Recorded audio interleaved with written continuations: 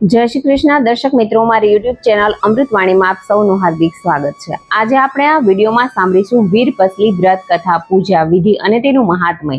જો આપને મારો વિડીયો પસંદ આવે તો ચેનલને લાઇક, શેર અને સબસ્ક્રાઇબ કરો, જેથી નવા આવનારા વિડીયોના નોટિફિકેશન તમને મળતા રહે અને મારા વિડીયો આપ સુધી તુરંત પહોંચી શકે।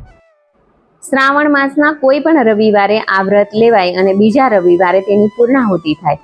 બહેનો ભાઈના કલ્યાણ માટે આ વ્રત કરે છે। ભાઈ બહેને યથાશક્તિ ભેટ આપે છે। છોકરીને કોઈ સગો ભાઈ ન હોય તો આડોશી, પાડોશી, સ્નેહી સંબંધીના છોકરાને ધર્મનો ભાઈ માનીને વ્રત થઈ શકે છે। વીરપસલી વ્રત કથા। એક કણબીને 7 દીકરા અને 1 દીકરી હતી। 7 ભાઈઓ પરણેલા અને બહેન પણ પરણેલી, પરંતુ તેને સાસરિયામાં કંઈ અણબનાવ થયેલો, તેથી તે કરમનો દોષ કાઢી પિયરમાં રહેતી હતી। 7 ભાઈઓમાંથી નાનો ભાઈ ભલો હતો, તેને માતા પ્રત્યે અપાર મમતા હતી। 6 મોટા ભાઈઓ ચાલાક હતા, તેથી ધંધામાં ફાવટ આવી જતા માજીથી જુદા થઈ ગયા હતા। માજી નાના છોકરા ભેગા રહી, બહેન પણ સાથે જ હતી। નાનો ભાઈ માંડ માંડ બધાનું પૂરું કરી શકતો હતો। ભલો નાનો ભાઈ ગામમાં પરચુરણ ચીજ વસ્તુની નાનકડી હાટડી ચલાવતો હતો, એટલે કમાણી કાંઈ ખાસ ન હતી। વળી ગામમાં મોટી હાટડીઓ હતી, એટલે તેને ત્યાં જ ઘરાકી રહેતી, પરંતુ તે કરકસરવાળો હતો। ઘરનું ગાડું જેમ તેમ ગબડાવતો હતો। નાના ભાઈને ટેકો કરવા બહેને કંઈ કામ કરવાનો વિચાર કર્યો। તે તો પોતાના 6 ભાઈઓ પાસે ગઈ અને કામ આપવા કહ્યું, પણ પૈસાવાળા ભાઈઓએ અભિમાનમાં સરખો જવાબ પણ આપ્યો નહીં। તેથી ભાભીઓએ મોઢું બગાડી નણંદને સંભળાવી દીધું, તમારાથી ઢોર ચરાવવાનું કામ થાય તો તે કરો। બહેને ઢોર ચરાવવાનું કામ માથે લીધું। સાંજે ઘેર જતી વખતે ભાભીઓએ જે વધ્યું ઘટ્યું ખાવાનું આપ્યું હોય તે ઘરે લઈને જતી। એક દિવસ બહેને નદી કાંઠે કેટલીક છોકરીઓને વ્રત કરતી જોઈ અને પૂછ્યું કે બહેનો, તમે શું કરો છો? છોકરીઓ કહે કે આજે વીરપસલી છે, અમે વીરપસલીના દોરા લીધા છે, તે ભાઈના જમણા હાથે બાંધીશું અને ભાઈનો એક ખોબો ભરાય એટલું જ અનાજ રાંધીને જમીશું। બહેન બોલી કે દોરો બાંધવાથી કંઈ લાભ ખરો? છોકરીઓ કહે કે ભાઈ છે તે બહેનને યથાશક્તિ રોકડ રકમ અથવા તો વસ્ત્ર અલંકારની ભેટ આપે અને બહેન ખુશ થઈને ભાઈને આશીર્વાદ આપે છે, જેથી ભાઈના 12 મહિના સુખમાં પસાર થાય। બહેન બોલી ત્યારે હું પણ વીરપસલીનું વ્રત કરું, પણ કેવી રીતે થાય તે મને ખબર નથી। છોકરીઓ કહે કે દોરાની 8 શેર લઈ તેને 8 ગાંઠ વાળવાની અને 8 દિવસ સુધી રોજ સવારે સાંજે દોરાને ધૂપ દેવાનો અને પછી જ જમવાનો। 8 દિવસ પૂરા થાય એટલે દોરો પીપળે બાંધી દેવાનો। એક છોકરીએ 8 શેરના 8 ગાંઠવાળા 8 દોરા બનાવી બહેનને આપ્યા અને કહ્યું, જો બહેન 7 દોરા તારા ભાઈઓના કાંડે બાંધજે અને 8મો દોરો છે તે 8 દિવસ પછી પીપળે બાંધી દેજે। બહેન દોરો લઈને હરખભેર પોતાના ઘેર ગઈ અને પોતે વીરપસલીનું વ્રત લીધું છે એવી વાત માને કરી અને બોલી કે માં, વ્રતના દોરાને ધૂપ દેવાનો છે, તેથી દેવતા રાખજો। માએ કહ્યું કે સારું, અને ચૂલો ઠાર્યો નહીં। એવામાં તેની ભાભીઓને ખબર પડી કે નણંદ વીરપસલીનું વ્રત કરે છે, તેથી મનમાં બળવા લાગી। આ બાજુ બહેન નદીએ નાહવા ગઈ એટલે તેની એક અદેખી ભાભીએ કોઈ બહાને ઘરમાં આવી ચૂલામાં પાણી રેડી દીધું। આથી દેવતા ઓલવાઈ ગયો। થોડી વારે બહેન ઘેર આવી અને દોરાને ધૂપ કરવા દેવતા લેવા જાય છે તો ચૂલો ઠરી ગયેલો જોયો। માને પૂછતા તેણે જાણવા મળ્યું કે તે વખતે તેની ભાભી ચૂલામાં પાણી રેડતી ગઈ હશે। બહેને ફરી ચૂલો સળગાવ્યો અને થોડાક અંગારા લઈ દોરાને ધૂપ દીધો। પછી તેણે વધ્યું ઘટ્યું ખાઈ લીધું। જોત જોતામાં વ્રતના 8 દિવસ પૂરા થઈ ગયા। હવે વ્રતનું ઉજવણું કરવાનું હતું, તેથી બહેને માને કહ્યું કે આજે મારે વ્રતનું ઉજવણું કરવાનું છે, તેથી 6 ભાઈઓને દોરો બાંધી આવું। તેઓ મને હેતથી બોલાવશે, જે જમાડશે તે જમીશ। આમ કહીને બહેન 6 ભાઈઓના ઘરે ગઈ। ભાઈઓએ દોરા બંધાવ્યા, પણ બહેનને કંઈ આપ્યું નહીં અને તેની ભાભીઓએ છણકો કરીને કાઢી મૂકી। બહેન હતાશ બનીને મા પાસે ઘેર આવી તો તેનો નાનો ભાઈ થોડી વાર પહેલા જ ખેતરે જતો રહ્યો હતો। બહેન તો ઉમળકાભેર ખેતરમાં નાના ભાઈ પાસે ગઈ અને બોલી કે ભાઈ વીરપસલી, એમ કહીને તેણે ભાઈના જમણા હાથના કાંડે હેતથી દોરો બાંધી દીધો। ભાઈએ ગડગડા થઈને કહ્યું, બહેન, હું તને શું આપું? મારી પાસે તને આપવા જેવું કંઈ નથી। બહેને કહ્યું કે ભાઈ, તમને ગમે તે આપો, તમે જે આપો તે મારે મન સોનાનું છે। ભાઈએ 1.25 શેર કોદરા ખેતરમાં વાવવા લીધા હતા તે બહેનને આપ્યા। માટીનું ઢેફું આપ્યું અને કેડિયાના ગજવામાં એક પૈસો પડ્યો હતો તે કાઢીને આપ્યો।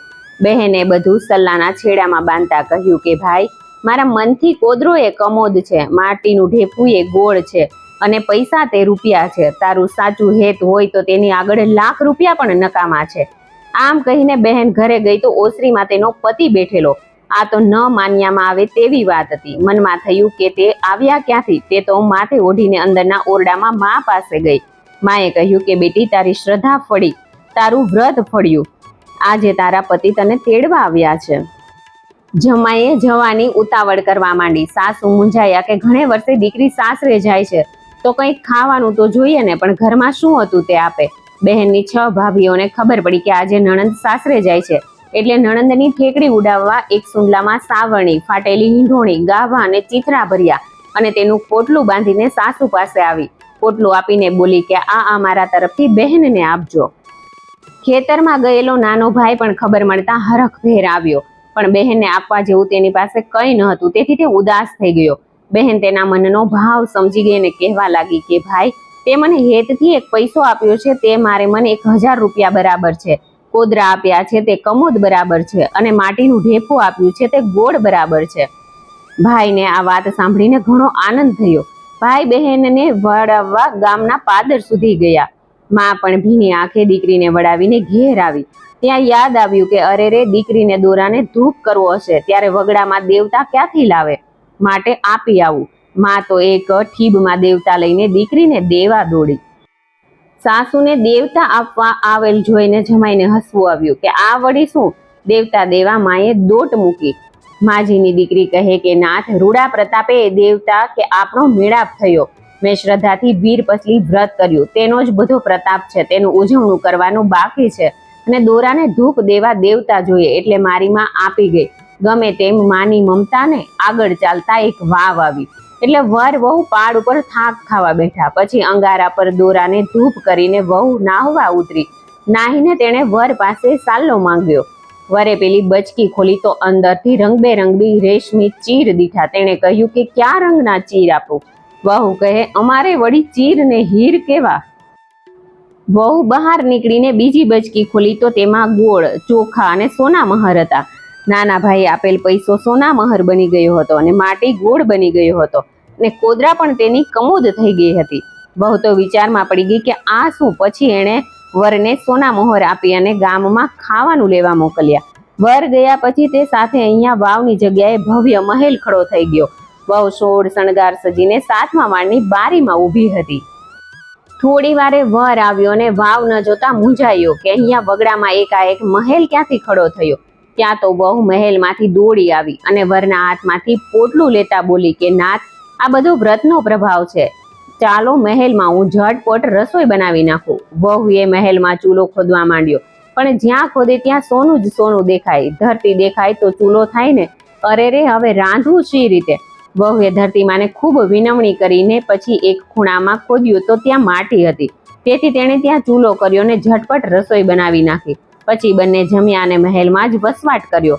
મહેલમાં બધી સામગ્રી ભરેલી છે, એટલે વર વહુ ખાઈ પીને મજા કરે છે. આ વ્રતને થોડા વર્ષ વીત્યા તે વહુના પિયરમાંની માઠી દશા બેઠી. એકાએક દુકાળ પડવાથી 16 માણસનું કુટુંબ મુઠ્ઠી ધન ખાવા માટે વલખા મારવા માંડ્યું. વહુના 7 ભાઈ, 7 ભૂજાઈ, માતા પિતા બધાય વખાના માર્યા મજૂરી કરીને પેટ ભરવા પરગામ ચાલી નીકળ્યા. ચાલતા ચાલતા તેઓ મહેલ આગળ આવી પહોંચ્યા. ત્યાં એક બાગ બનતો હતો, એટલે તેમને આશા બંધાઈ કે જરૂર અહીં કામ અને ખાવાનું મળશે. 7મા માળની બારીએ ઊભેલી બહેને બધાને ઓળખી કાઢ્યા. તે તો ઝટપટ નીચે ઉતરી આવી, પણ કોઈને બોલાવ્યા નહીં. તેને જાહેર થવું ન હતું. બહેને પોતાના 6 મોટા ભાઈઓને પાવડોને ત્રિકમ આપી જમીન ખોદવાના કામે લગાડી દીધા. 6 ભાભીઓને તગારા આપી માટી નાખવાના કામે લગાડી દીધા. નાના ભાઈ ભાભીને મહેલમાં દેખરેખ રાખવાના બહાને રાખ્યા, અને માતા પિતાને મહેલનો એક ખંડ સોંપી દીધો. તેઓ ખાઈ પી અને ઈશ્વરનું ભજન કરે. હવે બાગ બનવાનું કામ ધૂમધોકાર ચાલવા લાગ્યું હતું. 6 મોટા ભાઈઓ અને ભાભીઓ આવું મહેનતનું કામ કરીને કંટાળી ગયા હતા, પણ શું કરે? પેટનો ખાડો પૂરવા માટે મજૂરી કર્યા વગર છૂટકો ન હતો. બધા ભાગ્યને દોષ દઈ કાળી મજૂરી કરી રહ્યા હતા, જ્યારે બહેનના નાના ભાઈ ભાભી મહેલમાં આરામ કરી રહ્યા હતા. થોડા દિવસ પછી બહેને મોટા ભાઈ ભાભીઓને મહેલમાં જમવા બોલાવ્યા. તેમની સાથે નાના ભાઈ ભાભીઓને જમવા બેસાડ્યા, અને બહેને જાતે પીરસવા માંડ્યું. તેણે મોટા ભાઈઓના થાળમાં સોનાના લાડવા પીરસ્યા, અને ભાભીઓના થાળમાં ચાંદીના લાડવા પીરસ્યા.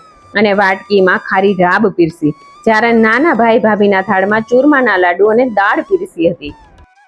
નાનો ભાઈ અને ભાભી મોજથી લાડુ ખાવા લાગ્યા અને દાળના સબડકા બોલાવા લાગ્યા, જ્યારે 6 મોટા ભાઈ ભાભીઓ એકબીજાના મોઢાની સામે જોવા લાગ્યા કે આ તે કેવું જમણ છે. ત્યાં તો બહેને ખાવા માટે આગ્રહ કર્યો, એટલે ભાઈઓ બોલ્યા કે બહેન, સોનાના લાડવા તે ખવાય અને આ રાબ તો ખારી અગર જેવી લાગે છે. બહેન બોલી કે ભાઈઓ, તમારી પાસે ધન હતું ત્યારે હુંય તમને ખારી અગર જેવી લાગતી હતી. આ વખતે તમને મારી સાથે વાત કરવાની પણ ફુરસદ નહોતી. આ સાંભળી 6 ભાઈઓ ચોંકી ગયા. તેઓ બહેનને ઓળખી ગયા અને શરમાઈ ગયા. નીચી મુંડી કરીને બેસી રહ્યા અને 6 ભાભીઓ પણ શરમાઈ ગઈ હતી. બહેને કહ્યું કે મોટા ભાઈઓ, નાના ભાઈના ઘરમાં ખાવા ધન નહોતું, તો એણે હેતથી તાંબાનો પૈસો, માટીનું ઢેફું અને કોદરા આપ્યા. એના પ્રતાપે હું વ્રતનું ઉજવણું કરી શકી અને વીરપસલી વ્રતના પ્રતાપે મને આ બધું સુખ સાંપડ્યું છે. બધાએ બહેનની માફી માંગી. પછી તેઓને મહેલમાં સાથે રાખ્યા અને બધા ખાઈ પીને લહેલા લહેર કરવા લાગ્યા. વીરપસલી વ્રત જેવી રીતે બહેનને ફળ્યું, એવી રીતે વ્રત કરનારને અને આ કથા વાંચનાર સાંભળનારને ફળજો.